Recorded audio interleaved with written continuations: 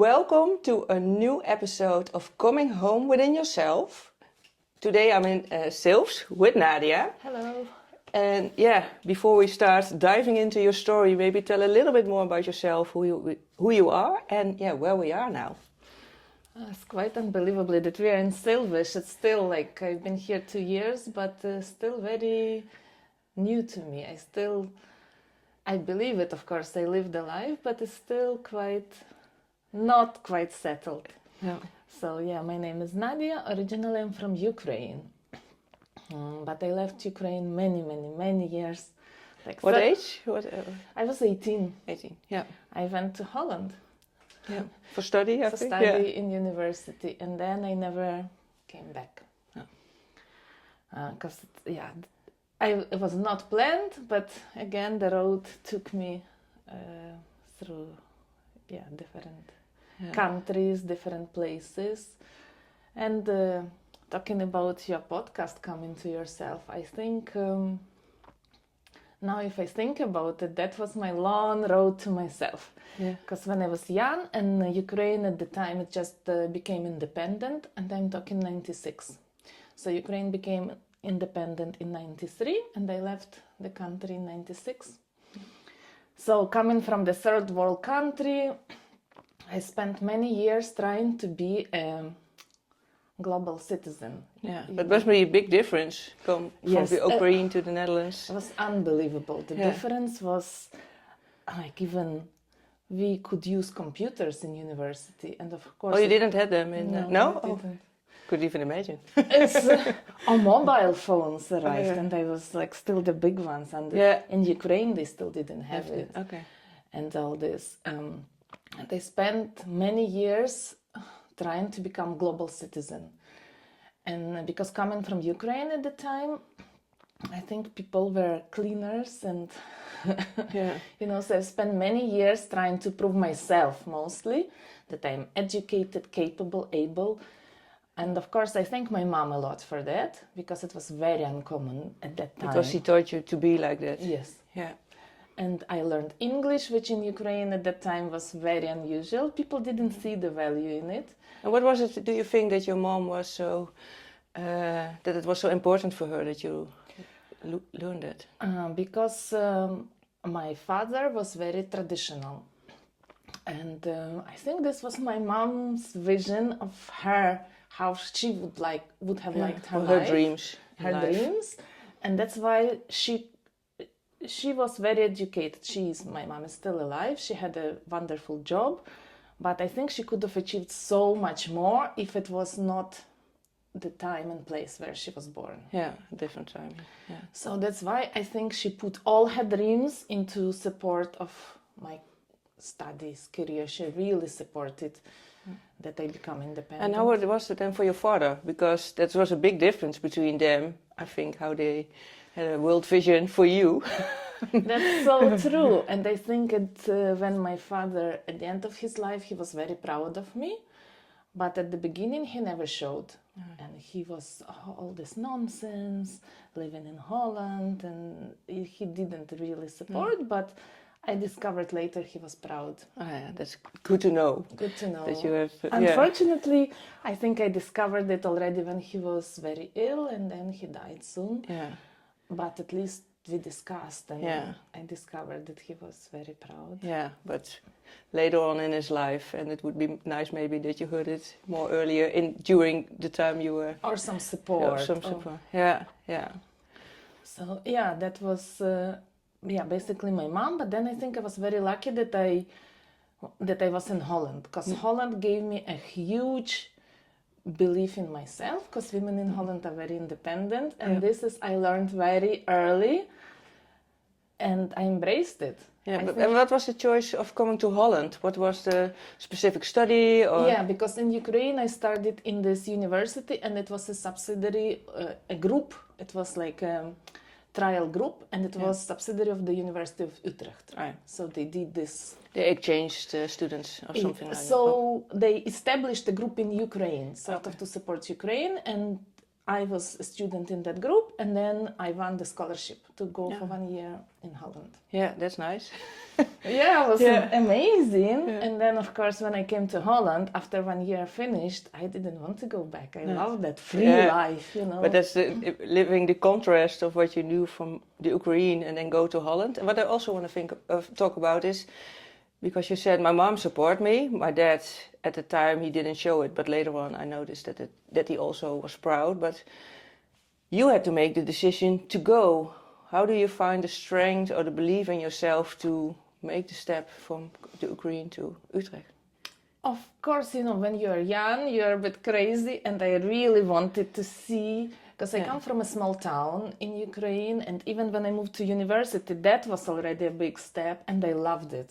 Yeah. And then this was even bigger step and bigger opportunities. So it's the eagerness to learn more and about the world, about yourself. And then my mom said, like, don't worry, it's just 1 year. You go for 1 year. Oh, if she knew. Only if she knew. You can come back. Don't you think that she knew maybe that it was a risk that you would stay there?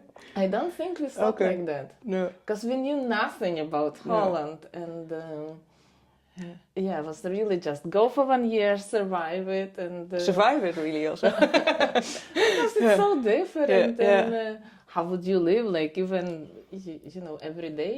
Yeah. But it was a great, so I studied in Utrecht University. And what did you study? Finance and accounting. Yeah. But it was international studies. Yeah. So it was people from all over, and that was fascinating. Like first time in my life I met... Yeah, you met a lot of different kinds of people from different countries.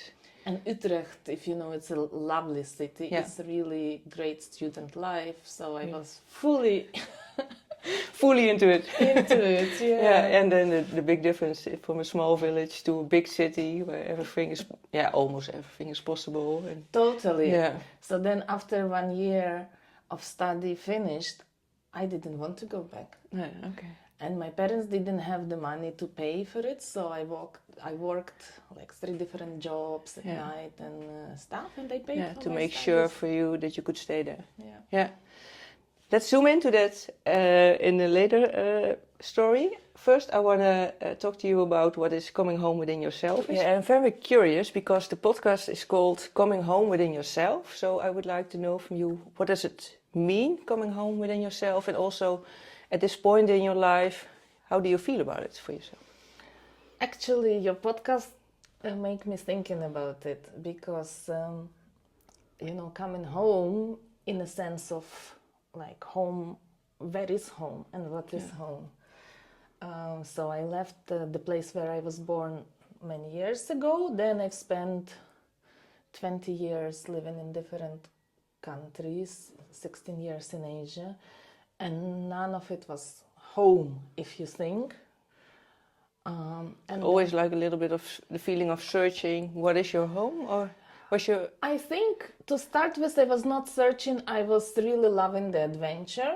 And only after my daughter was born, I started to think, where is her home? And that's why, where is my home? Yeah.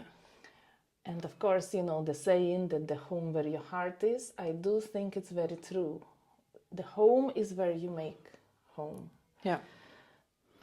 Because then later I was thinking that I've spent so many years trying to be a woman of the world. And in the meantime, I discovered my roots. Yeah.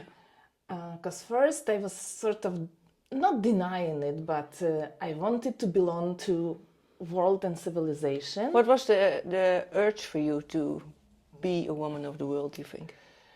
I think after I've seen a bigger world and opportunities, and especially in Holland, I've seen, and I think I wanted it, that you could become everything that you want. You just have to work for it, and everything is possible. Yeah. While in Ukraine, it was not always like this. It was, yes.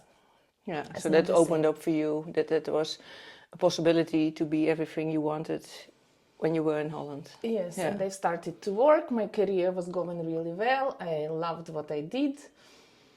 And Then we moved to different countries. And what was for you? Was it choose by heart to live in all the countries? From I want to experience something new, or was it more like this is something I have to do by a choice of mind? If you know the difference. I do, but I think I didn't think like that a lot. I just wanted follow the opportunities. Follow the opportunities. I really enjoyed working. I had great time in the career, and then in the office I met Alan, who's my husband now. Husband now, at the time. 20 years ago. Yeah. But even then, being from Ukraine, it happened to us. People ask us, "Oh, did you meet on internet?" I was like, "Yeah, Ukrainian bride." It's your internet bride. Ukrainian bride. I was so irritated. It was. You're working so hard for being a citizen of the world, and the first thing they think about is, you're from the internet bride. Yes, because it was. I remember that feeling. I used to. But how narrow-minded people are then, eh? That is the one thing they can think about. Absolutely. So then I worked, and then I worked even harder. So also a little bit for you to express yourself and showing the world that. You're not that person, but exactly, and that I can, and I will, and I will achieve everything that I want. Yeah. But then it happened that together, because we used to work for the same company, so we moved to different countries. Yeah, also in Asia, I think. Eh? Also in Asia, yeah. And then. Because we both worked in finance, it was kind of difficult because of conflict of interest. So I always had to take projects in different markets. And at some point I left the company a few times. And then, I was very lucky to, like one of the times when I left, I said, okay, that's enough. I'm going to work for myself. And did you have any people in your surroundings that were an example of having their own business, or was it completely new? It was completely new, and somehow I never thought of owning a business. No, so it was not a topic of mind, but not at all. What made the feeling for you that at one point you said, I want to quit my job for a company and start my own business now? So I quit the company at the time because we were living in Korea, and it was super hierarchical and male dominated, and I hated the environment. So I left. So that was from a feeling from, this is what I don't want. Yes, that was the feeling. Yeah. And then, of course, I decided I had to do something, so I joined some women's group. International women group, and we were raising money for charities, organizing events, educational, and so on. And through that I met a woman who later on became my friend, and she had a business, a jewelry business. So that was also seeing a possibility, maybe from that's also what I can do. I really loved what she was doing, but she was very creative, and I loved her product, but she was not very well organized. And I was like, I could help you with that. That was the start. That was the start. I decided to help her because I loved what she was doing. Yeah. And then we became friends, and I took the business side of her project, and it grew really well. Yeah, but that's nice that you don't think about or plan too much, but you feel an opportunity, something comes along, and then you just start with it because it feels good, and then it grows so much bigger than you never could imagine. Maybe 5 or 10 years ago. Exactly. And then it started to bring money, and I was like, how could this happen? That's great, you know, like you are doing what you love and getting paid for it. Yeah. It was super nice time. At the time we lived in China already. And then I went back to corporate for a bit, and I tried to do both. But then it made me realize that even I loved my corporate career, that entrepreneurship is something really for me. Yeah, and that's something you have to experience things to know what you want and what you don't want. And it's okay to switch, because when you experience it, then only then you know what is fitting for you. Absolutely, and I think I was lucky to be able to make these choices. because Alan was working, his career was going well, so I didn't have to worry too much about earning money immediately, so I could explore. So that was a great opportunity. Yeah, and also something that you had to step out of your comfort zone to do that. I think. Absolutely. And then I discovered that I'm good at it. Yeah. But I think only because I loved it so much. And I think with anything, if you love whatever you do in a project or... Yeah, then it flows. Mostly, I think. Maybe not always, but... Yeah, but I think if you do what you love and it's really from a heart's desire and not from, I want to do this because it makes a lot of money. Of course, there are also people who make a lot of money want to make a lot of money, but I think if it's really from the heart, then it will succeed one way or the other. Absolutely. Because then you do what you love most and it gives you energy instead of it costs you energy. Of course, you have to invest in things, but it gives you more energy. I always say I don't work. I always have a holiday feeling, but of course I work, but it doesn't feel like working. That's also what I'm feeling now. Yeah. And, it's in a happy place, I think. So then also we started with the jewelry, but then we moved countries again. We moved to Singapore. And then my daughter was born, so it took some time with her, but of course I still wanted to work. And I was doing this jewelry, and then I noticed in Singapore, because to look back, in Ukraine we have a great tradition of linen. And my mom and my grandmother and my great-grandmother, they used to embroider and make their own clothes. Yeah. And they have a full wardrobe at home, only clothes made by my grandma, my mom. Wow. It's very special. And at that time, I didn't think much about it. It was just my mom, every time she comes, here for you, some clothing. this. And it was very special and handmade, but I took it for granted. Yeah, but because of when you grow up, it was normal for you, didn't think about it. It was special for other people, maybe. Absolutely. Yeah. And then only I've noticed people always paying attention to my clothes and saying how nice it was. And then there's something started. And then something started. And that's again, so I've spent all these years trying to be a woman of the world, grow my professional career, and then it brought and maybe get a little bit of a distance between you and the Ukraine because you want to be a woman of the world. I didn't want to be defined by my roots, but then this journey through the years brought me somehow back to to my roots, and I looked back and all the wonderful traditions and all the clothes. In the meantime, Ukraine also developed hugely. Yes. So first I tried to think about this traditional embroidery, but then I realized that's not the way to go. Yeah. So I traveled back to Ukraine and I've met young designers, people who were doing their thing, and I loved it. Yeah, and that's a good thing to start another video clip that we zoom in to that story for you. Perfect. Okay, Nadia, we are in front of your clothing right now. Tell the story. So, thank you. I'm always a bit I have to tell the story, a bit shy, but no. It's a lot to be proud because I love our clothes. So I came with the idea, I went to Ukraine, I explored young designers, and at the beginning I tried to sell other people's clothes, which I loved. But I quickly realized that for the market in Singapore, it was not perfectly fit.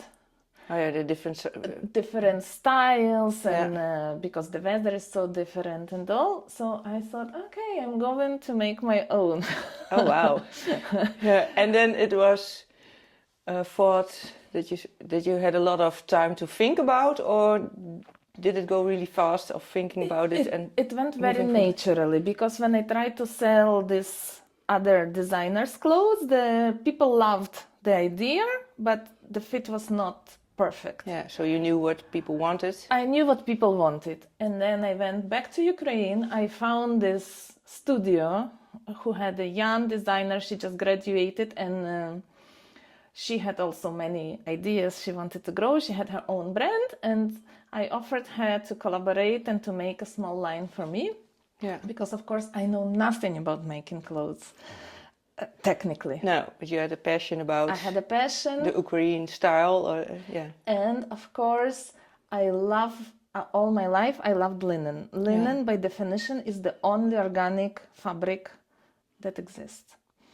So it's, and then thinking back in Ukraine, they still make it by traditional methods. And of course, by that time, the slow fashion agenda was growing, and I always liked visiting small shops, even in Asia or everywhere in the world. And to support the people who made it and not the big companies and having children to work for them. Yeah, exactly. And to know the story, who made the clothes. So then we started this project, and because she was so accommodating. Julia, hello, if you ever if you ever see this. No, we'll make sure of that.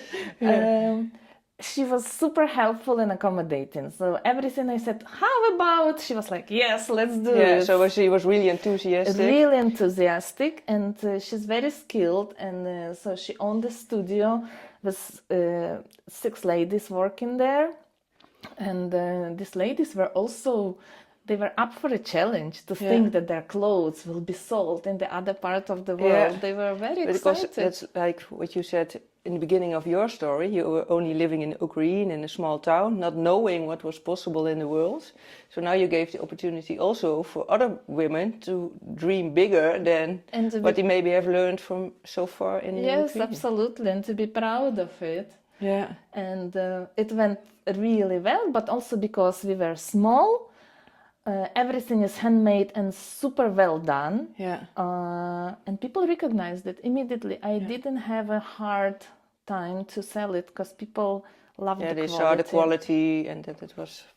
And also, I think when you're doing things like this and selling from a good heart, people feel that also. I do believe also that good energies. Yeah, and, you send it with the clothing into the world. And we always discuss it with Julia, who runs the shop, that our energy and good energy and good intentions go into it, and we believe it's really important. And I think it's really, that's for me is the truth. For me and too. there will also be people that don't much believe about energy and think, but I think everything is energy, and if you change your mind and change the perspective of how you look into the world, so much more is possible. And you meet also, that's also what I believe, you meet the people you know, you need, that you maybe didn't even knew then that it's the woman who makes your clothes, that this would be so big, but absolutely, you had to meet her to make this dream for you and for her come true, and the other women. And I do believe also in this energy, talking about it, because then in Singapore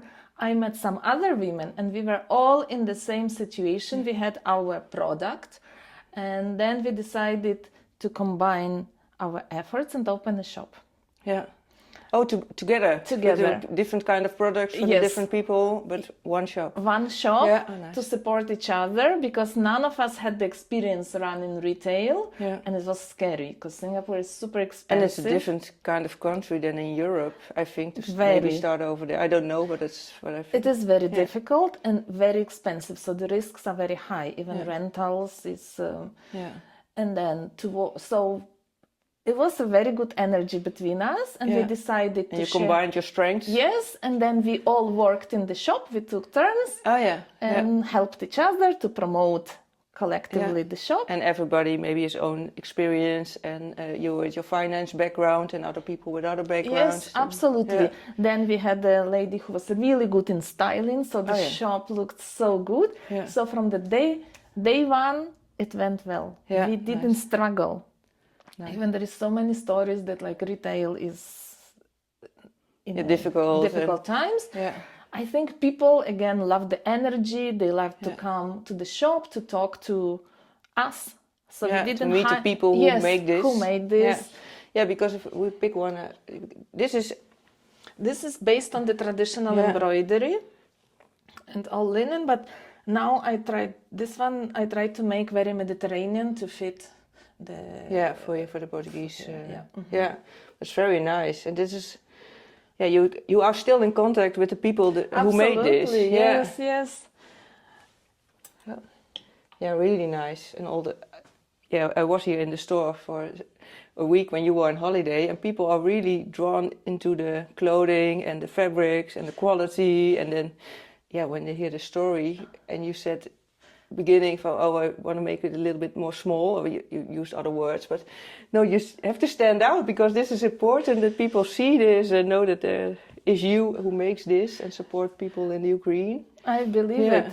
And then, of course, so we've started, it was going really well. And then, of course, this stupid war came to Ukraine. And that was a challenge for production and the supply chain and all. Yeah.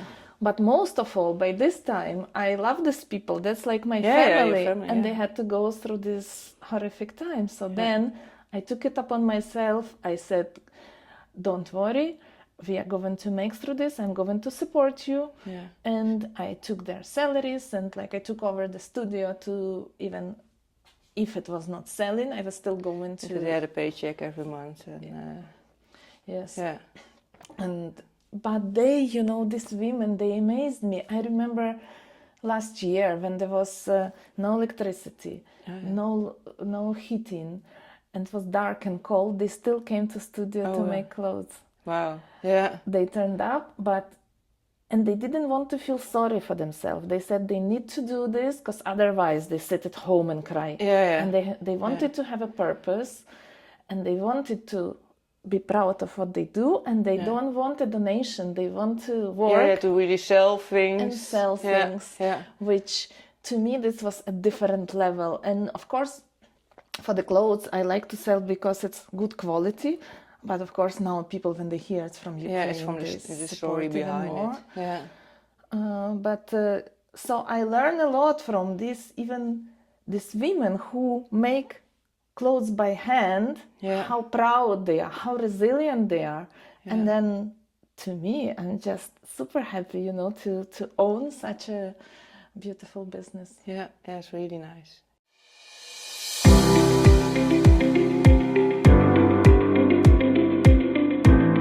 Thank you for sharing the story about your beautiful clothing and the story behind it. I also would like to know a little bit more about where we are now, the store in Silves. Yes, thank you. And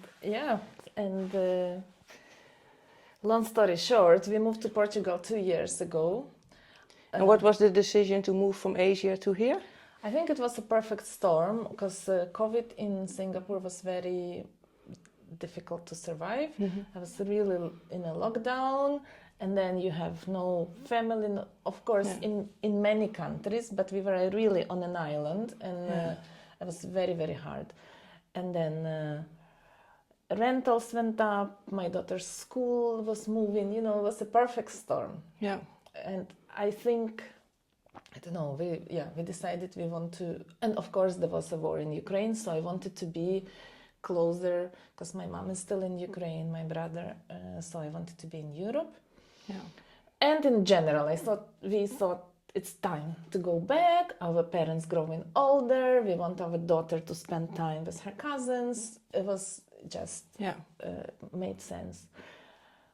So we decided it, but where should we go? And then it was on the map. Have you ever been to Portugal before? No. So it was really pinpointing and oh well.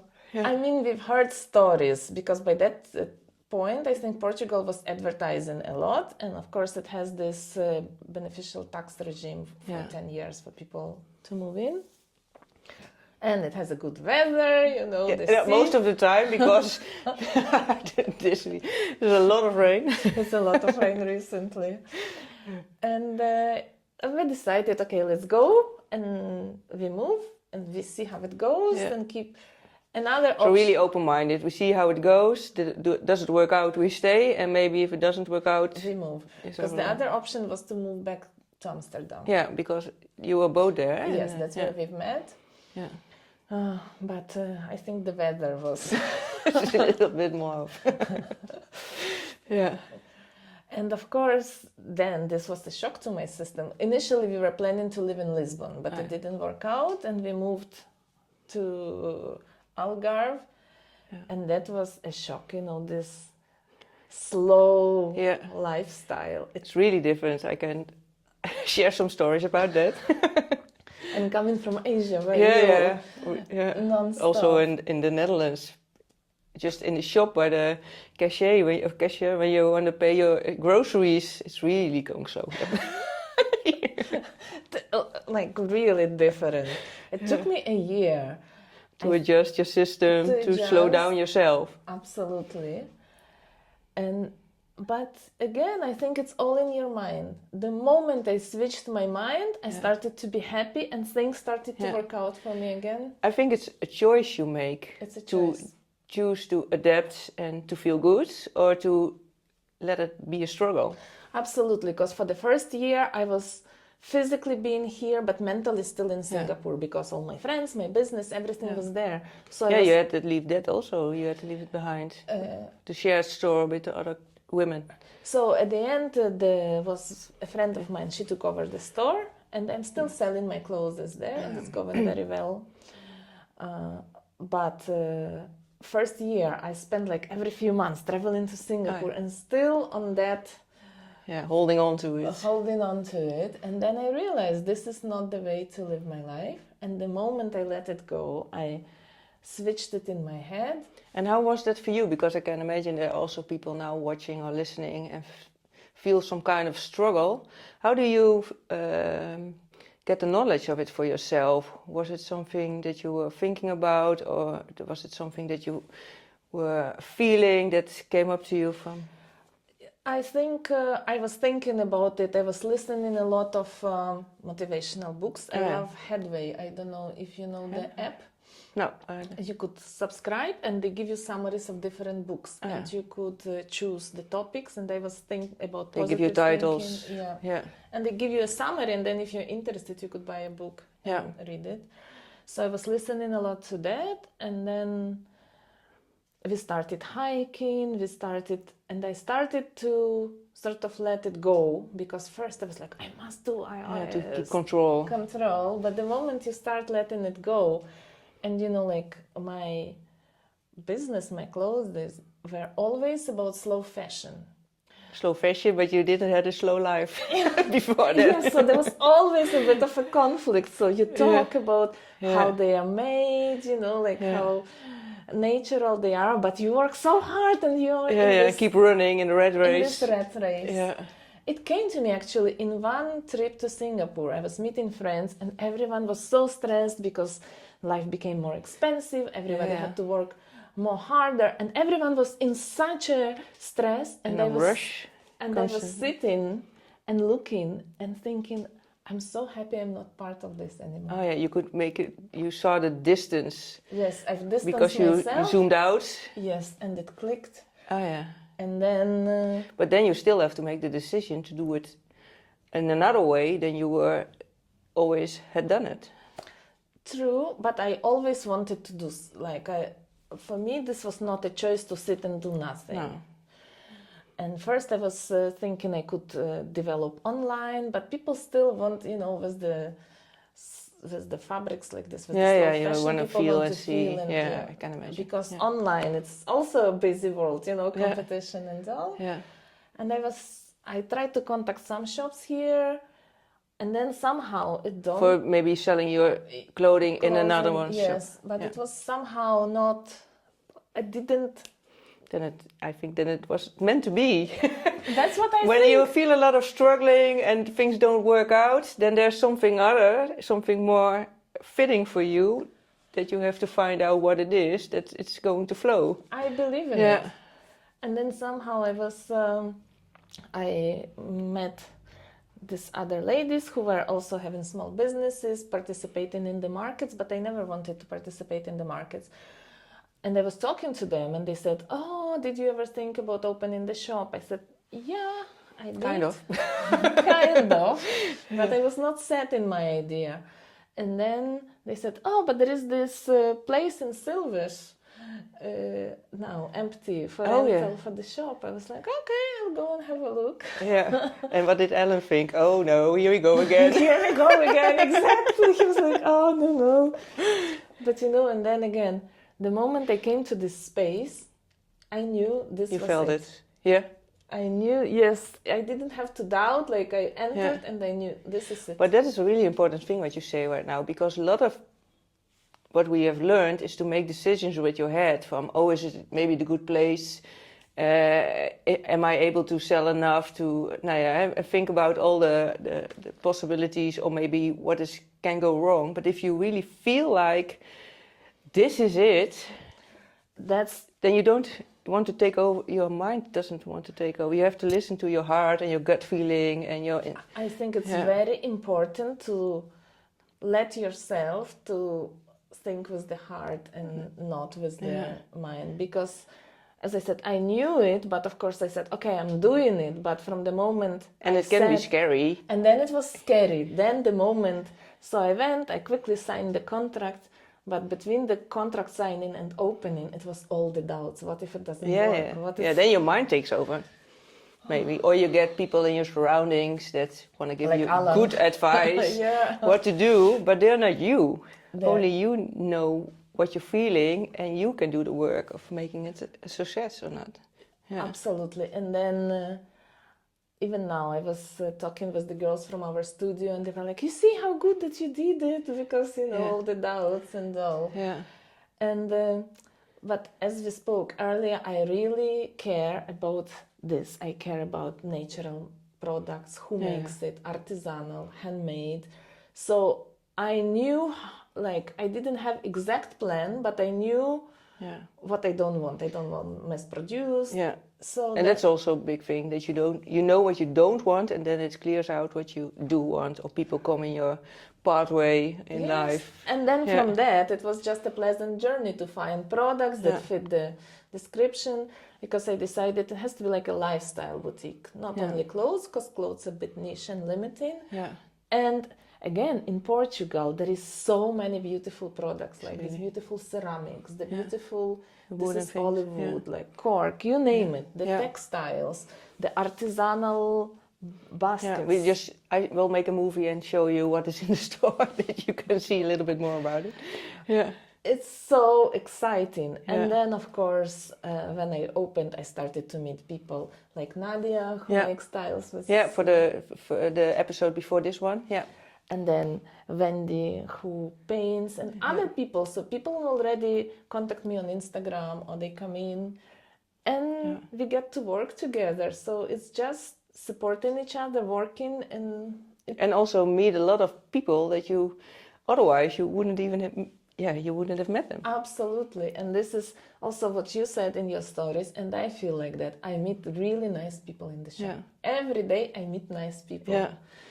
And I had a conversation with one of the customers, and they said, but that's because your energy of the shop, it attracts this kind of people. I believe in it, Like I was here for 1 week, and I really felt it also like that. And I was also, when I was on my way to the other Nadia to make the episode before this one, and I thought, if I wouldn't been in your store for the week, then I never would have met her. So I think also when you're following your heart, or you get all kind of invitations to do something, like you give me the opportunity to work here for a week, and I have to take it. But it throws out, how do you say that, rolls out a path before you. And if you do it, and you never know mind, what it. Just be curious and excited what it's going to bring, and then if you're open to that, then life really surprises you. Yes, so every day when I come to work, it's not, I'm excited, like I'm excited, what today will bring. What will bring today, the people, making people happy with what you're selling. Yeah, it's really nice. So, and then this is probably coming back to myself. Yeah. It's a place, it's a new place, but you make of it what you want. And now I start to, we often talk about it, but if you really believe it, if you open your mind, your heart for opportunities. Yeah, I think that's the difference telling it and have doubts about it, or really feeling it and live like it. Yeah. Then it really gives you opportunities, and that's why this podcast is here now. In this episode, your story, to inspire and empower a lot of people. Maybe thinking, yeah, I have dreams, but I'm not gonna go. Yeah, I can't make them work. Yes, you can. Yes, you can. It was your story also inspired me so much, because I know each of us has this thing like, oh, I would really love to do it, but oh no, I cannot leave my job, I cannot leave this, I cannot. Yeah, over the people surrounding you, giving you good advice, and then you're holding back to your own. To fit into these things. But the moment you open and you start doing, I believe the opportunities arrive. Yeah. Because if you don't do, you will never. No, and that's the one thing that what really helps me is that I don't want to regret anything later on in my life, at the end of my life, that I regret not doing. Yeah, because we don't know exactly. You know, and that's again, like in Asia, we worked so hard in trying to save money to retire, you know, and then who knows where this will be. If you're even there. Yes, if you're even there, or if you will be able to enjoy. Yeah, yeah. So I think it's super important to live, to be very present, live here and now. Of course, think. Yeah, and you have to have some plan for the future. But if it's following your heart like this with this store, then what can go wrong? Because every day there are opportunities. You just have to see them. That's also a thing, because some people are walking with, how do you call it, oogkleppen. And then they don't see all the opportunities, what is in front of them. And if you look with another, with another view into the world, there's so much more possibilities than you think. And I always say reality beats the dream, because I don't know about you, but I wouldn't think about 2 years ago, 1 year ago, that I would live my life like this now. And I don't know how about you, but if they said 5 or 2 years ago that you would live this life. Yeah, I could have never imagined. Yeah. No. And absolutely. And we have to thank ourselves for this. And stand up for it. And stand up and own it. Yeah, and own it with your clothing, and because otherwise the products wouldn't be in this world. Yes, but I think also it's very good that you're doing this podcast, because I think so many people in this world, like, they have doubts, but if they hear and they watch and maybe it's that last straw. Yeah, the last push that they need. Yeah, they need. That's good that you say so, because that's my invitation for you, that when you see this podcast or you hear it and you want to cooperate with sharing this story, please share it on social media, or share it to maybe at least one friend that you think must hear this to make their dreams a reality. And let us know what you think about this story. Yeah, I put down Nadia's Instagram in the show notes, so that you know how to reach her. And let us know what you're getting out of this, and maybe let us know what is your first step now that you're taking. We hope to hear from you, absolutely. Yeah, that would be nice. A little bit more interaction. Thank you for your story, Nadia. Do you have a last thing to share with the viewers, or do you think everything has been said already? I think it was a lovely conversation. Really? I'm always a little bit in reservation to talk in front of camera, scary, but it was super nice to talk to you. And I believe in helping each other, doing what you want, but it's also super nice when you meet people on the way, and sometimes you help or sometimes you receive help, but also do it with the open heart, and it will work out. That's good. That's really good to add to the story. Thank you so much for listening and watching. And like we said, just let us know what you think about this episode. Maybe you can leave it behind in the comments from the YouTube video, or share it in our social media. Thank you so much, and see you next time. Obrigada. Tchau, tchau. Ciao.